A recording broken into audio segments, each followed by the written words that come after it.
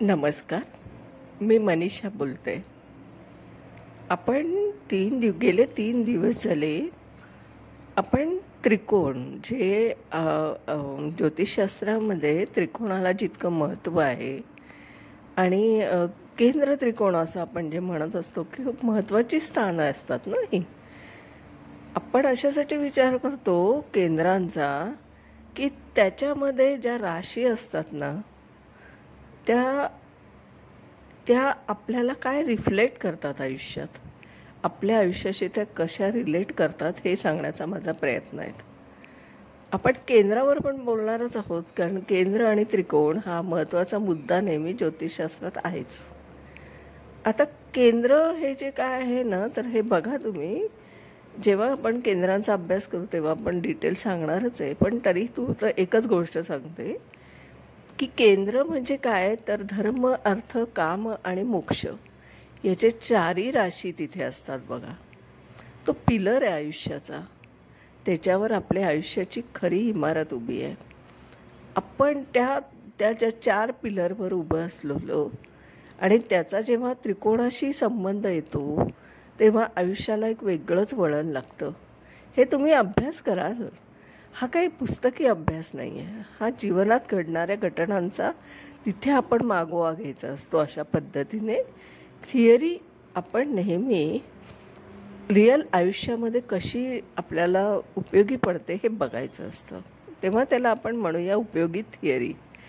आणि जी लागत नाही, जी आपल्या अनुभवास येत नाही, ती आपण डिस्कार्ड केली पाहिजे. हा एक नियम. आज आपण बोलूया त्रिकोणाचा शेवटचा आपण जो म्हणणार आहोत त्याला मोक्ष त्रिकोण म्हणतो. आता मोक्ष हा शब्द ऐकल्यानंतर जरा थोडं वेगळंच वाटतं ना आपल्याला. मोक्ष म्हणजे काय, शरीर सोडणं नाही, एक्झिट होणं नाही या जीवनातून. तर मोक्ष म्हणजे काय, तर मोह, माया, मत्सर, आपल्याला जे विकार असतात ना, जे मनाला असतात, सारखं असतं बघा, ते खेचणं असतं आपलं मटेरियलिस्टिक लाईफमध्ये, त्याच्यापासून मुक्तता मिळणं, त्याच्यापासून आपण मोक्ष मिळवत असतो, त्याला मोक्ष म्हणायचं आहे. आपण शरीर सोडतो त्याला मोक्ष नाही म्हणायचं आहे. ज्योतिषशास्त्रामध्ये ना ही स्थानं जेव्हा आपण अभ्यास करतो ना तेव्हा एका वेगळ्या विशिष्ट पद्धतीने आपण त्याचा विचार केला पाहिजे. चला तर आपण आता जास्त वेळ न घेता मोक्ष त्रिकोणावर बोलूया, मोक्ष त्रिकोणाचा अभ्यास करूया. आता तुम्हाला माहिती आहे कालपुरुषाच्या कुंडलीमध्ये 4थ स्थान, 8म स्थान आणि 12 स्थान याला आपण म्हणतो मोक्ष त्रिकोण. आता 4थ स्थान, 8म स्थान आणि 12वं स्थान हे जर मोक्ष त्रिकोणाकडमध्ये का आपण मोडतोय तेच बघा तुम्ही. त्याकडे व्यक्त आणि अव्यक्त दृष्टिकोनातून बघा. व्यक्त जीवनामधलं फक्त एकच स्थान तिथे रिफ्लेक्ट करतं आहे, ते 4थ स्थान. आता 4थ स्थानामध्ये कोणती रास आहे सांगा, तर आपल्याला माहीत आहे कर्क. आता कर्कचा राशी स्वामी कोण आहे, तर चंद्र. आणि चंद्राला आपण ज्योतिषशास्त्रात काय म्हणतो, मन. आता बघा हां, ते मटेरियलिस्टिक लाईफमधलं मन आहे आपलं. आता ते इतकं विकारांनी वेढलं गेलं आहे, सारखं हवं हवं हवं, मी, माझं, मला, या पद्धतीने ते 4थ स्थानात असतं ते मन आपलं. त्याच्याबरोबरीने शुक्र पण आहे तिथे. मी का सांगते हे शुक्र, कारण लक्झरी आहे. आपण घरात आपल्या कम्फर्ट आहे. आपण बघा इंटेरियर करतो घर, आपण घर घेतो का नुसतं, तर घेतल्यानंतर त्याचं इंटेरियर करतो, त्याच्यात जास्तीत जास्त कम्फर्ट शोधण्याचा प्रयत्न करतो, कारण ते आपलं घर आहे. कारण आपण कष्ट करून आल्यानंतर एक शांतता, एक शांत झोप, शांत आयुष्य जगता आलं पाहिजे असं एक ठिकाण म्हणजे आपलं स्वतःचं घर, आणि ते आहे 4थ स्थान. म्हणून तिथे मनाचा संबंध येतो. मन रिलॅक्स आहे, एकदम शांत आयुष्य आहे तिथे. आणि त्या चंद्राबरोबर जो काम करत असं जो कारक आहे, म्हणजे जो कन्सिडर केला जातो, तो ग्रह आहे शुक्र. शुक्र का, तर कम्फर्ट, लक्झरी, वाहन, आपलं घर, इंटेरियर, गार्डनिंग, आपलं सगळं तिथे आहे. सगळं कम्फर्ट तिथे आहे, म्हणून तिथे चंद्र आणि शुक्र वर्क करत असतो. तिथे प्रभाव कोणाचा जास्त नाही. मग तिथे अजून एक लक्षात घ्या, उच्ची निचीच्या ग्रहांमध्ये आपण गुरुचा विचार करतो. तिथे 5%, 5%च, म्हणजे 5 अंशापर्यंतच, पहिले 5 अंश. का बरं असं? तर आपण घरामध्ये बघा एक सात्विकता आणतो, आपल्या देवपूजा करत असतो, आपण घरामध्ये एक धार्मिक वातावरण मेंटेन करत असतो, आपण धर्माचं पालन पण घरात करत असतो. बघा, रूढी परंपरा आपण पाळत असतो. तिथे आपल्या कुळ धर्म, कुळाचार सगळं तिथे चालू असतं त्या घरात.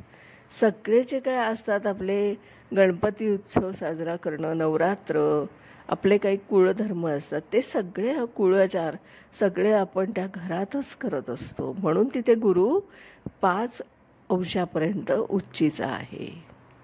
आणि म्हणून बघा, तिथे गुरुचं पण अधिष्ठान आहे, शुक्राचं पण आहे आणि चंद्राचं पण आहे, असा विचार केला पाहिजे. चतुर्थ स्थानाचा, मोक्षस्थानाचा. आता हा मोक्षस्थानाचं पहिलं स्टेशन झालं.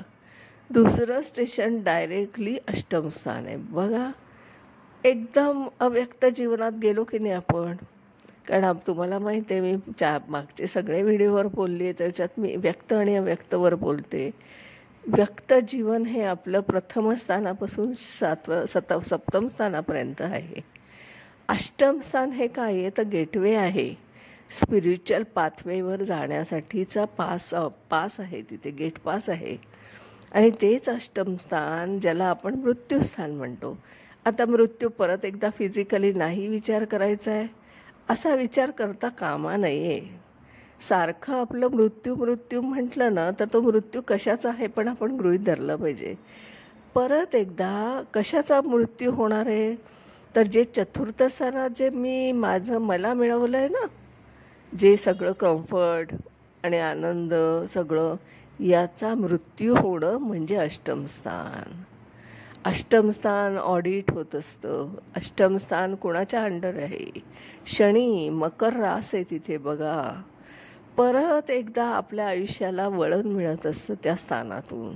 आपल्या जीवनाचा प्रवास जेव्हा अष्टम स्थानाकडे येतो, त्यावेळेस आपलं आयुष्य बदलतं. 180 डिग्री बदलतं आयुष्य. काय होतं, चतुर्थ स्थानात जे मला म्हणून जी उरापोटी धावपळ केलेली असते ना सप्तम स्थानापर्यंत, तर ते निरर्थक वाटायला लागतं. का पळलं मी? कशासाठी उरापोटी मी धावले? आणि मी काय मिळवलं याच्यातून? मग एवढं सगळं मला मिळवायचंच होतं, तर माझं आयुष्य का मी खर्ची केलं? मला लागतं किती? माझ्या गरजा किती? अन्न, वस्त्र, निवारा आणि प्रेम या 4 बेसिक गरजा आहेत. पण त्याच्यावर मी अजून काय मिळवत गेलो? आणि का मी हे उरापोटी केलं? याचं जे आपल्याला आपण म्हणतो ना, एका आत्मभान होतं तिथे, ते अष्टम स्थान आहे. आणि म्हणून तिथे मृत्यू आहे. मृत्यू कशाचा? तर विकारांचा. मोह मोक्ष, सगळा जो मोह आहे ना, तो तिथे संपत जातो आयुष्यातला. कारण वय पण उतार वय सुरू होतं. आपण सिनियर सिटीजन होत असतो ना तिथे. आपलं वय तिथे कसं असतं, आपण अबाव 60 जातो त्यावेळेस. म्हणजे आपण सिनियर सिटीजनच असतो. आणि सिनियर सिटीजन असला ना की तुम्ही त्या व्यक्तीकडे बघा, किंवा आता मी पण सिनियर सिटीजनच आहे. मला मोह आहे का? मला कम्फर्टची इच्छा वाटते का? हवं असं वाटतं का? तर नाही वाटत. मोह संपत जातो आपला. तिथे ते अष्टम स्थान काम करतं. तिथे कोणाचं काम? परत तिथे मकर रास आहे बरं का. आणि मकर रास ही काय आहे? तुम्ही बघा, कालपुरुषाच्या कुंडलीचं तुम्ही विचार करायचा की तिथे कोणतं अष्टम स्थान येतं, तर तिथे मकर रास नाही येते. मी मकर रास याच्यासाठी म्हणते कन्सिडर करायची, कारण तिथे शनीचा प्रभाव आहे. तिथे रास कोणती आहे माहिती आहे का? वृश्चिक आहे. आणि तुम्हाला माहिती आहे, वृश्चिक कालपुरुषाच्या कुंडलीतली वृश्चिक रास तिथे आहे. मी जरी चुकून तुम्हाला मगाशी मकर रास म्हटली असेल, तर मकर राशीचा शनी तिथे कन्सिडर करायचा आहे, असा त्याचा अर्थ होता. तर वेगळा अर्थ काढू नये. आता मकर राशीचा शनी तिथे का कन्सिडर करायचा? तर याच्यासाठी की आपल्याला ना प्रयत्नपूर्वक त्या मोहाकडून बाहेर पडावं लागतं, धडपड करावी लागते.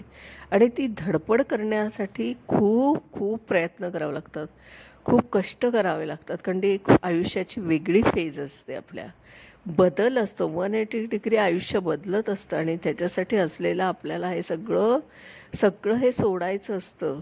कारण आपल्याला जायचं असतं स्पिरिच्युअल पाथवेवर. आणि तिथे क्षमकरेचा क्षणी कन्सिडर करायचा असतो, जो की आपल्याला सगळ्यामधून ऑडिट करत बाहेर काढत असतो. आणि तिथे रास कोणती आहे तर वृश्चिक. आता वृश्चिक रास काय आहे बरं? आपण तिला म्हणतो गूढ. बघा, वृश्चिक रास ही गूढ का म्हटली आहे? ती आपल्याला आकलन न करणारे स्थान आहे. ते दिसतं का आपल्याला अव्यक्त जीवनातलं? आपण दाखवू शकतो का? जसं आपण हवा दाखवू शकत नाही ना, पण हवा फील करत असतो. तसंच आपण हे नाही दाखवू शकत की नक्की काय आयुष्य बदलतं आहे आपल्याला. ते आपल्या जीवनात अचानक घडणारी घटना आहे. ती आयुष्याला कलाटणी मिळणं आहे. आणि त्याचं स्वरूप असं आहे ना की ते गूढ आहे. ते दिसत नाही. वरवर ती व्यक्ती तुम्हाला शांत दिसते फक्त. आणि मग ती अबोल पण दिसते. कारण तुम्ही बघता वृश्चिक राशीची लोक पटकन ओपन होत नाहीत, ओपन माइंडेड नसतात जास्त. ते त्यांच्या लायकीच्या कोणी त्यांना वाटलं असं की त्यांचे विचार कोणीतरी ऐकून घेऊ शकतं, अशाच व्यक्तीशी ते बोलतात.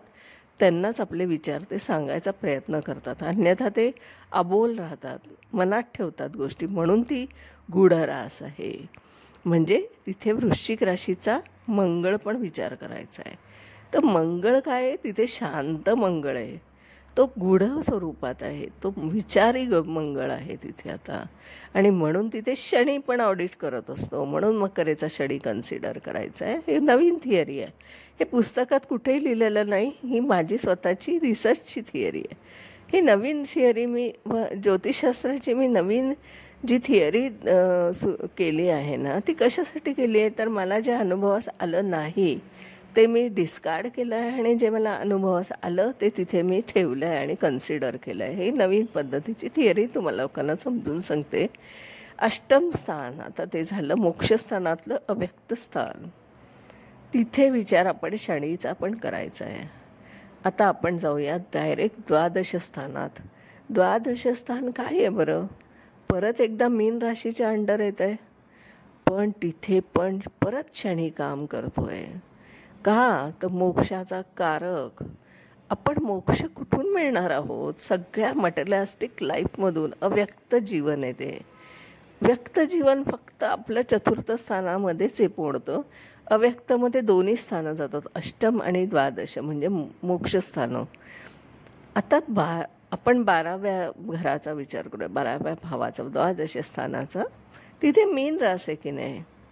आता काय होतं आहे सांगू? मीन रास ही द्विस्वभावी समजली जाते बघा. आणि ती गुरुसाठी आहे, गुरुची अंडर आहे. आता गुरु तिथे कोण? तर जीवाचा कारक गुरु. त्याची द्विधा मनस्थिती तिथे आहे. कारण त्याला कळतच नाही आहे की लाभस्थानापर्यंत तर माझा प्रवास छान झाला आहे, पण आता इथे येऊन माझं शेवटचं फ्रस्ट्रेशन आहे. कारण इथे काय घडतं ते लक्षात घ्या. तिथे ना शुक्र उच्चीचा होतो आहे बघा, 28 डिग्रीपर्यंत, 28 अंशापर्यंत.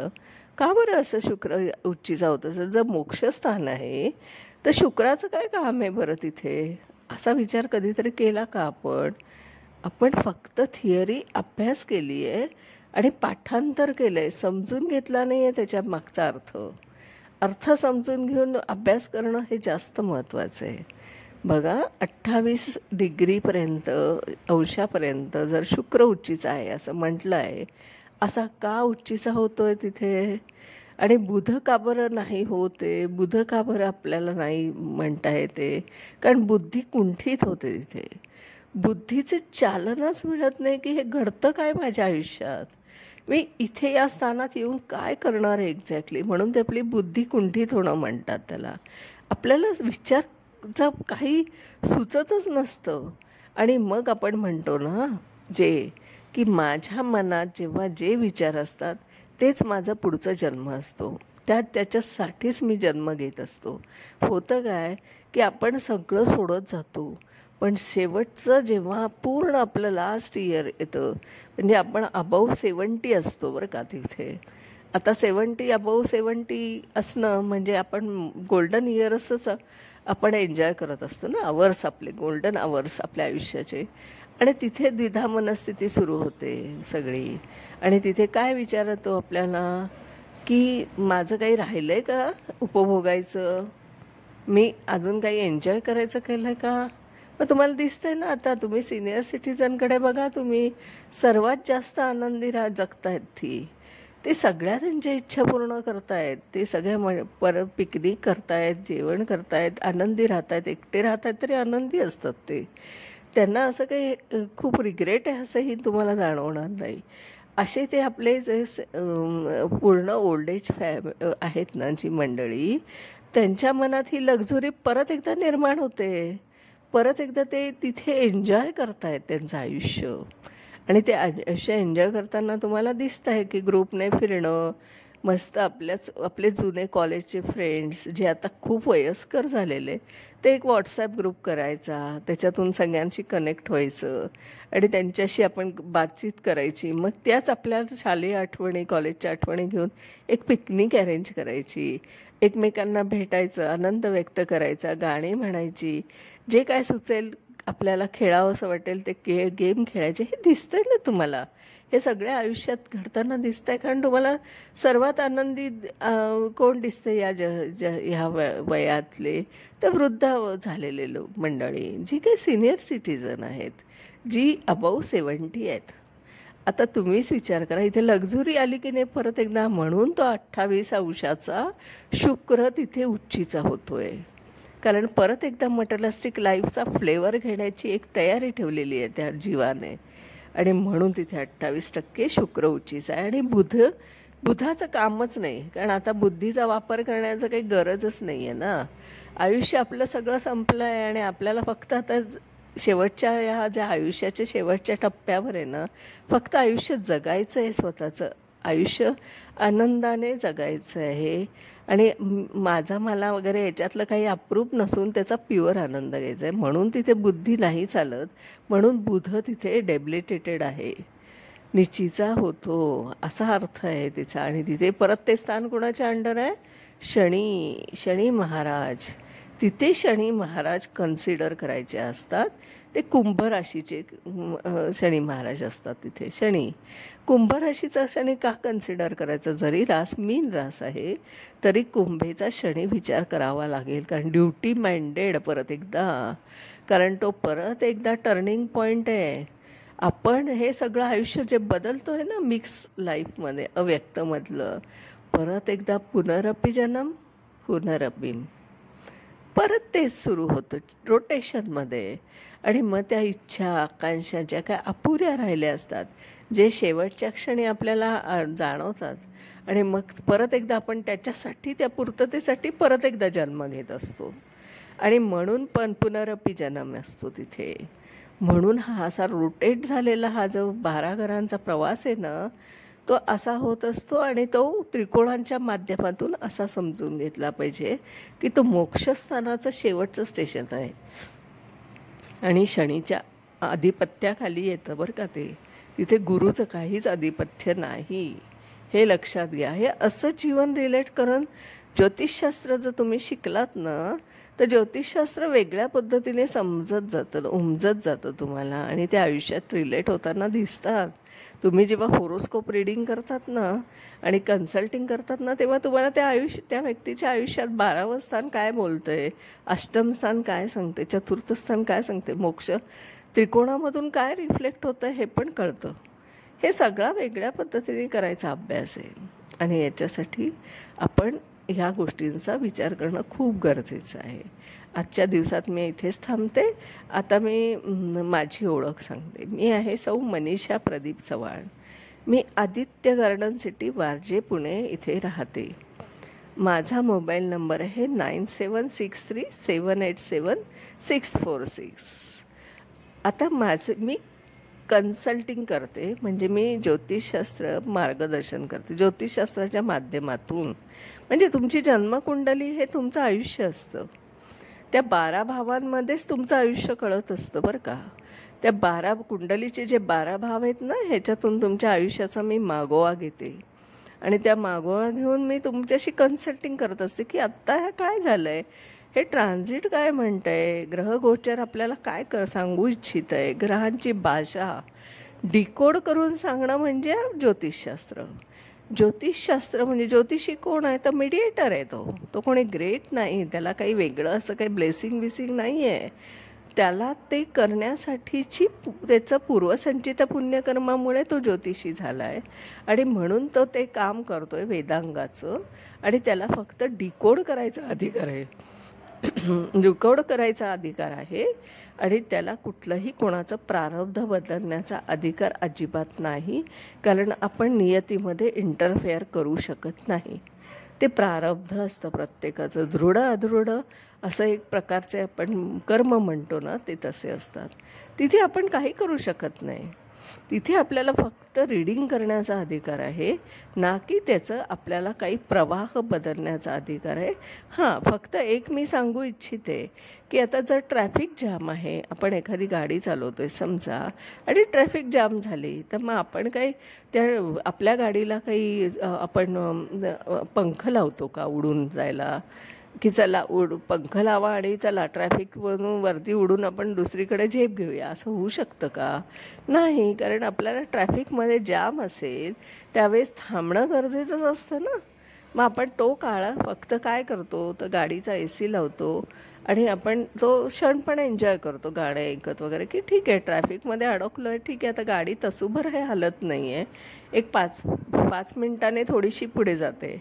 नाही मग ठीक आहे, आता हाही पिरियड काढूया ना. जसा तो पेशन्सने आपण काढतो ना, तसंच आयुष्य आपल्याला जेव्हा ज्योतिषशास्त्रामध्ये आपल्याला हे लक्षात येतं की जेव्हा कन्सल्टिंगमध्ये की तुमचं आयुष्य हे ट्रॅफिक जॅममध्ये अडकलं आहे सध्या, थोडंसं वेट करा, येईल आपला ट्रान्झिट आहे. ते ग्रह अंशात्मक फिरतायत आकाशात, तसं आपल्या कुंडलीमध्ये त्याचा इफेक्ट आहे. मिनिट सेकंदाला घटना घडत जात आहेत.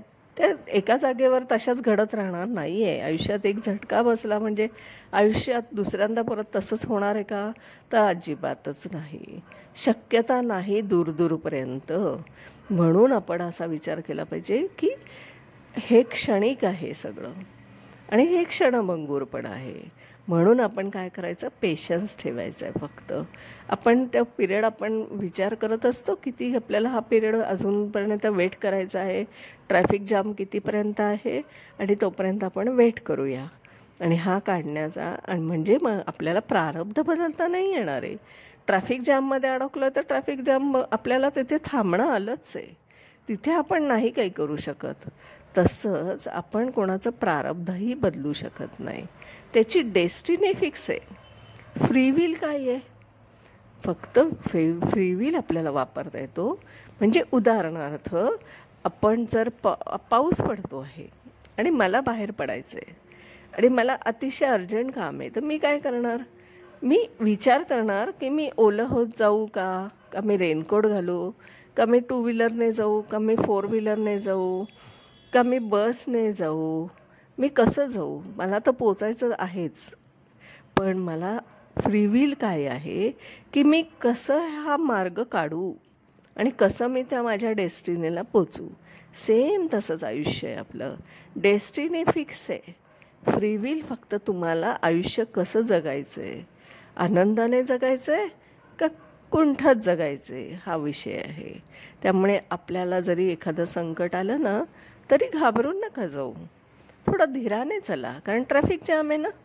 ट्रॅफिक जाम असल्यावर आपण काय करू शकतो, नाही की नाही. मग अशीच सांगितलं ना की आपण काय त्या गाडीला पंख लावू नाही शकणार आहे, तर मग ट्रॅफिक जाम एन्जॉय करूया, ते पण आपण फेस एन्जॉय करूया. सगळं ॲक्सेप्ट करत गेलं ना तर आयुष्य सुकर आहे बरं का.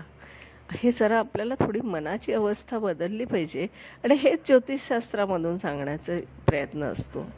आणि म्हणून त्याला आपण म्हणतो की मार्गदर्शन करतो. आता दुसरा असा मुद्दा आहे की माझ्याकडे मी माझे स्वतःचे ॲस्ट्रॉलॉजीचे म्हणजे ज्योतिषशास्त्र मी ऑनलाईन शिकवते, पण पर्सनल शिकवते बरं का. एकट्या व्यक्तीला एका वेळेस परमिशन असते, कारण त्याचं पर्सनल आयुष्य आपण वाचत असतो.